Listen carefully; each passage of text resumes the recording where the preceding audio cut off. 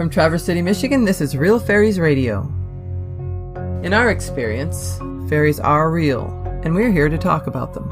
I'm Natalie Lynn, and this is my sister. And I'm Susan Hajar. And yes, they certainly are real. So, we said it. Fairies are real. To some of you, this is old news, especially those who are familiar with our website, realfairies.net. To others, this may be a bit out there, but we're hoping you'll keep an open mind as we take you on this journey.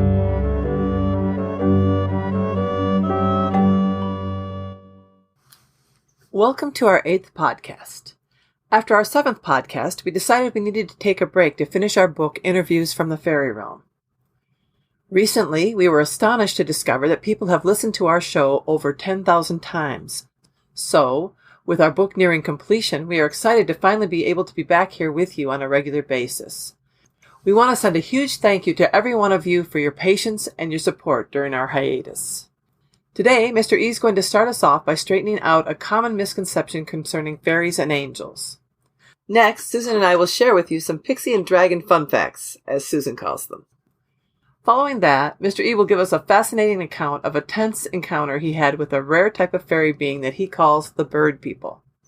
And, as always, we will end the podcast with a few of your questions. If you have just happened upon this podcast and don't know who Mr. E is, or who we are for that matter, I urge you to listen to our first podcast entitled How It All Began. There, we explain our connection to Mr. E and the fairy realm and why he is here talking with us. That podcast and much more information can be found on our website, realfairies.net. All right, let's get started. Up first is a conversation I had yesterday with Mr. E.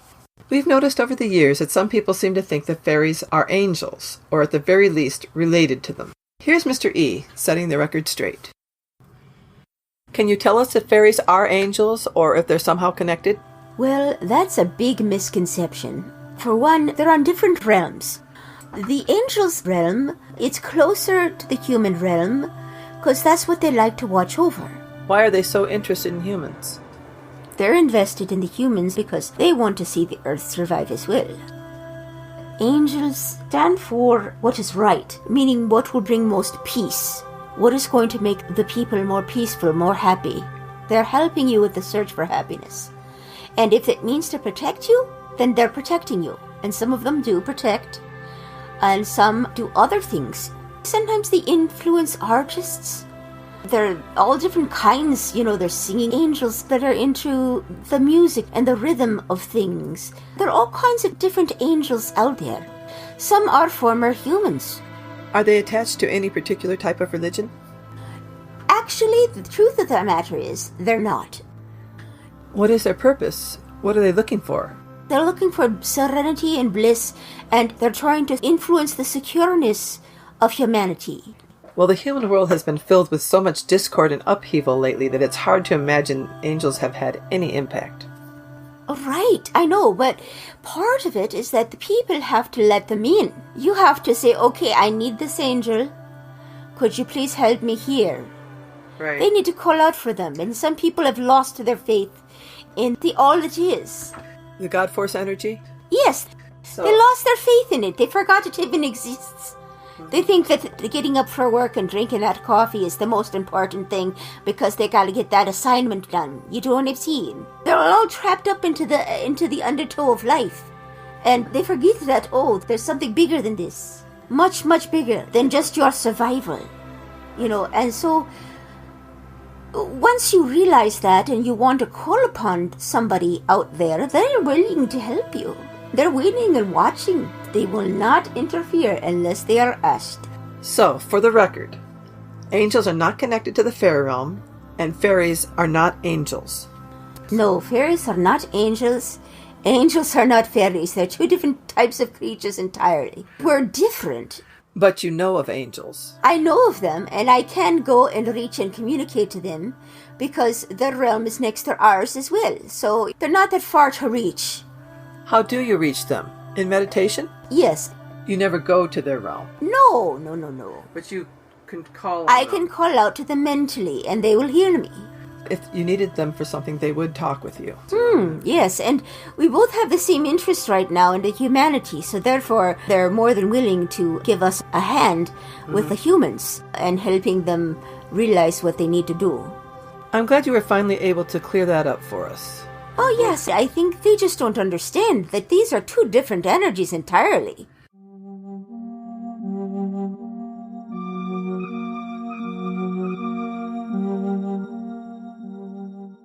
Recently, as Susan and I were talking about what we wanted to include in this podcast, I mentioned hearing from the mother of an 8-year-old girl who had been eagerly awaiting our next episode. Well, we were overheard by both Queen Emerald, the ruler of the Pixie nation of Finn, and Thorn, the leader of the dragons of Baradorn, and they decided to offer some information they thought she, as well as others, might appreciate. Here is a small portion of our conversation. So you heard from Queen Emerald and Thorn. What did they have to say? They decided there's a few fun facts that you might want to know about.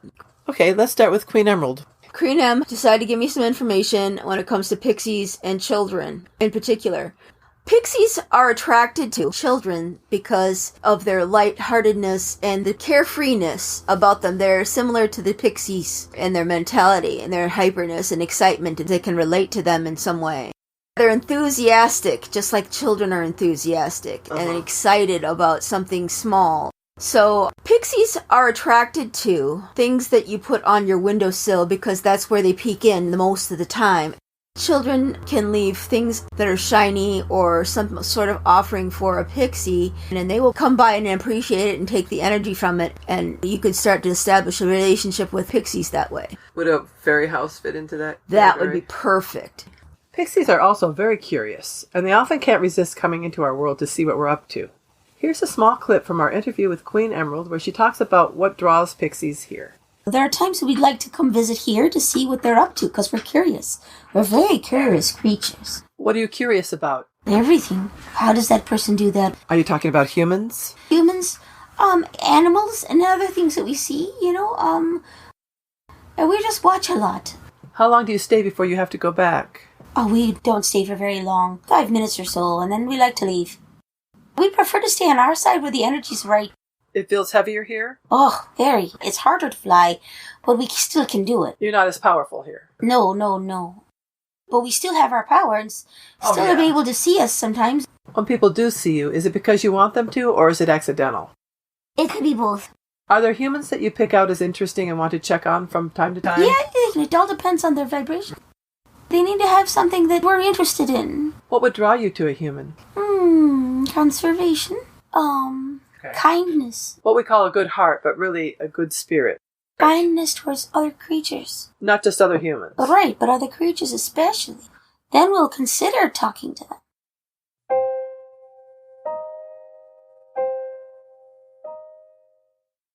So I also recently heard from the leader of the Baradorn dragons, Thorn, and Etherwings, which is his mate. They were telling me that their children grow very slowly, and it takes about 200 years for them to be mature enough to be out on their own. So for 200 years, that young dragon is going to be little for a while, and he grows very slowly. He's going to be constantly by their side, and they're going to be watching him. Yes. For 200 years. 200 years, because they live for thousands of years. So it's just a blip in time for them. Well, maybe, but it takes a lot of time to be watching that baby. Well, at least they've got something to do. They have tendencies of being very bored a lot. They do. So it'll give them something to work on. I think they both take turns. Yes, taking care of him. According to Thorn, dragons don't increase their numbers very often, so a baby dragon is a rather rare thing to begin with. In the following short excerpt from my interview with Thorn, he explains why. Earlier you mentioned that there are small groups of dragons located all over your world. The reason that there aren't large groups of dragons is because there's not enough food. So the dragons of Baradorn would starve to death if there were too many of them to sustain their numbers. We breed very carefully. Because of that? Oh, yes. Breeding is very, very precise. We only start breeding when one has laid down and died. And sadly, that leaves an opening for a new life to come in. Right. So that must have happened fairly recently. Yes.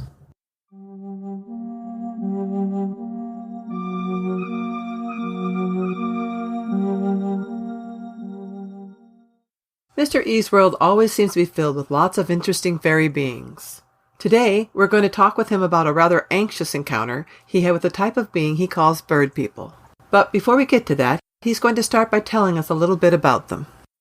What can you tell me about the bird people? They live in the mountains, like where the dragons do, but they live like in holes in mountains.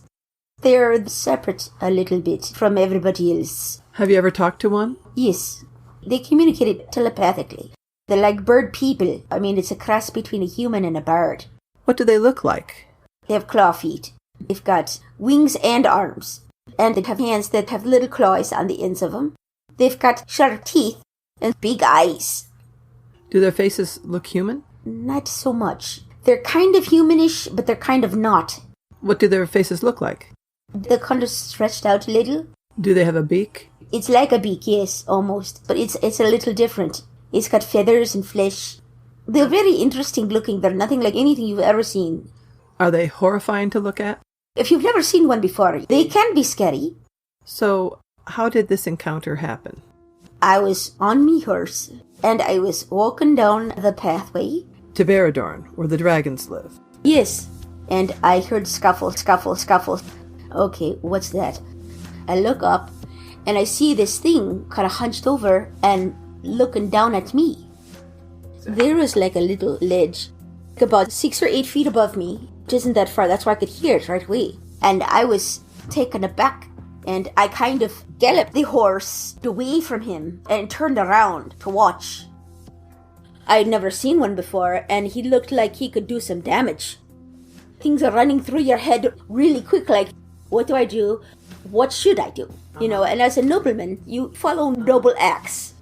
You don't attack something unless there's a damn good reason to. And this is what I was deciding, whether or not there was a reason to be worried. So then he notices that I'm on the edge. Already is picking up my vibes and worry. And then he does its little bird-like thing. It tilts its head to the side like that, you know. And then I'm going, okay, he's curious. I mean, I can tell these other things from him, and he's as curious about me as I am him. And it didn't look like he was ready to attack. No, he did like a little climbing down from the wall thing, you know, and he's like really slow, like, and you know, he was heading towards you, but it wasn't an aggressive move. It wasn't like he was scurrying down the thing to get you before you get him. So, you know, you're watching him, you know, you're watching him very carefully. I'm slightly backing up the horse. Then he sort of almost beckoned me to come closer to him. That's when I thought, okay, well, have me sword on me hand just in case I have to lop its head off. So I got on off the horse. I slowly walked toward him, and he reached out a claw, you know, and then you feel like, okay, he wants something. And then when he touched me, I was able to hear its thoughts. Where did he touch you? Right here. On your head? Yes. So he was that close to you? Oh, yeah. That was quite an act of faith on your part. Well, yes. I decided I'd go with a weapon just in case. And there's something about his attitude and his body language that told me that he wasn't off to hurt me. So, what did he say? He explained what he was. I'm a bird man, you know, I'm a bird person. He showed me pictures in my head of his children, his wife, how they live, and that they're not warring creatures for the most part. They just go about their own business and do their own thing. So, I imagine he allowed you to pass safely through his territory. Basically, they're just saying, you know, hey, we live in this area, you're going through, hello, what are you doing? What's your purpose? Well, I'm heading to the dragons. And as soon as he heard that, he let you go through immediately. Yes. How many of them are there? There's not that many. Way less than 100. Because what people don't know about, they decide to go ahead and act first. Yes, sadly. And ask questions later.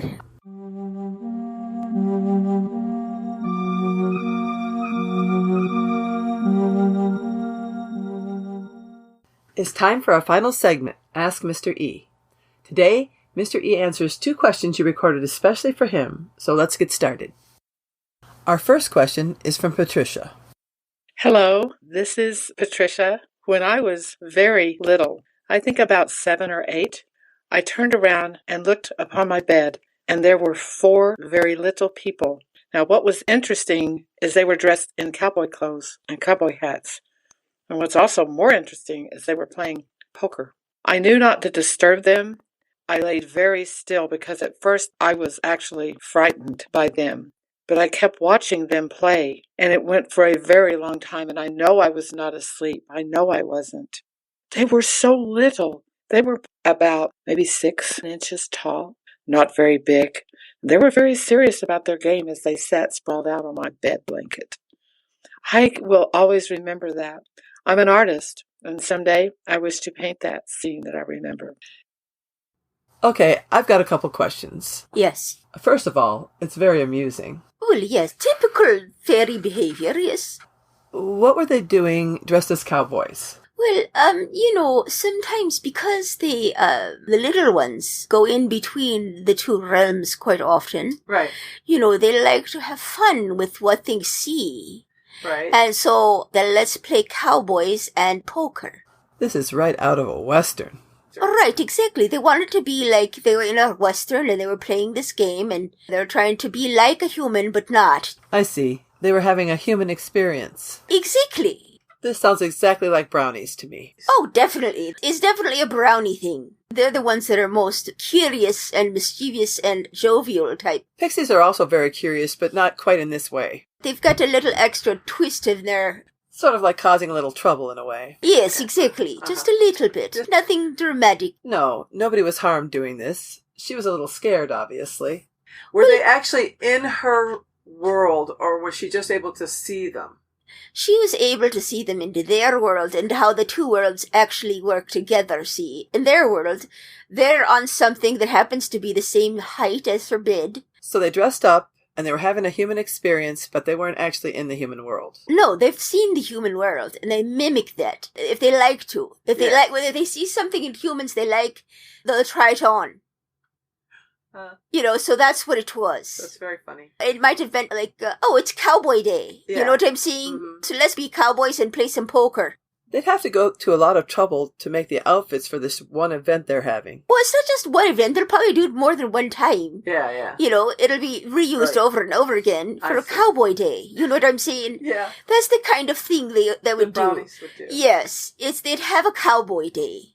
They like to make their own events. They like theme days? Yes. They're very much into themes. Themes is like a big thing with brownies. That's so funny, and it gives a lot of insight into who brownies are. They are very inspired by what they see. Brownies who are not around humans very much, you will notice that they're inspired by nature, and then they'll wear more natural clothes instead of more like human clothes. They'll have a leaf pattern in it. They'll incorporate nature into it. Right. It all depends on what they're influenced by. Their surroundings. Yes, their surroundings, and they're very influenced by everything they see and experience. It's so cute. They're wonderful people.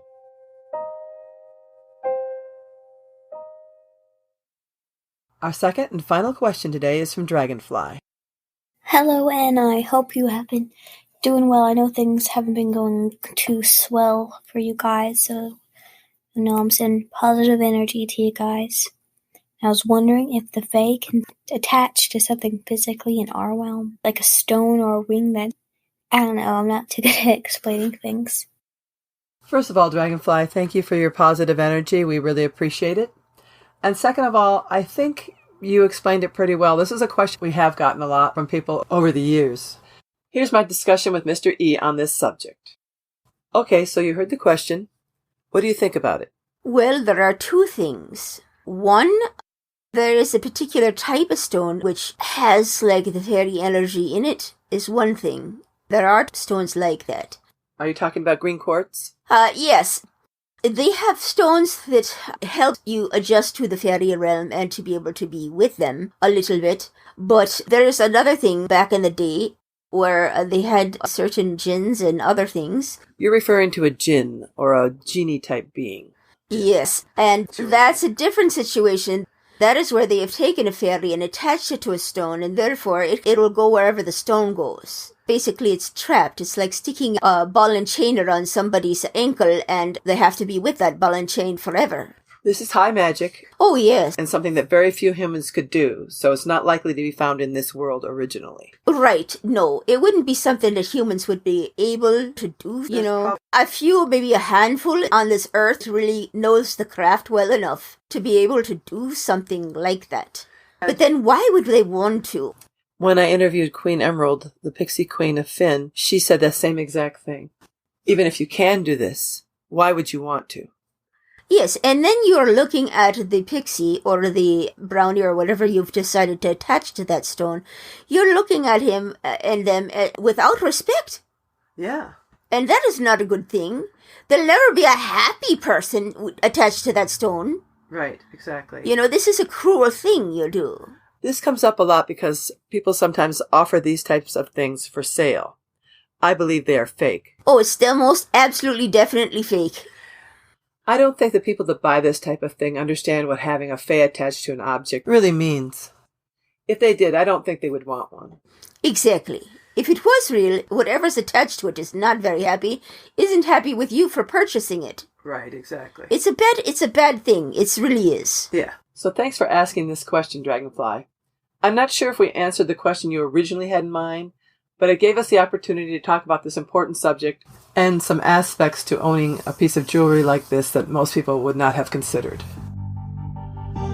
That concludes our 8th podcast. Thank you for joining us today, and thank you for your wonderful questions. If we didn't answer your question today, stay tuned and we'll most likely answer it in a future podcast. To ask a question, please go to our website, realfairies.net, and look for the podcast tab. There, you'll find a very easy way to record your question. More from Mr. E, Queen Emerald, and Thorn of Baradorn can be found in our upcoming book, Interviews from the Fairy Realm, due out soon. You can sign up to be notified when it's available on our website. If you enjoyed this podcast, you'll probably enjoy being part of our closed Facebook group. Just search for Real Fairies Group, and you'll be sure to find us. Thanks again, everyone. We look forward to seeing you next time.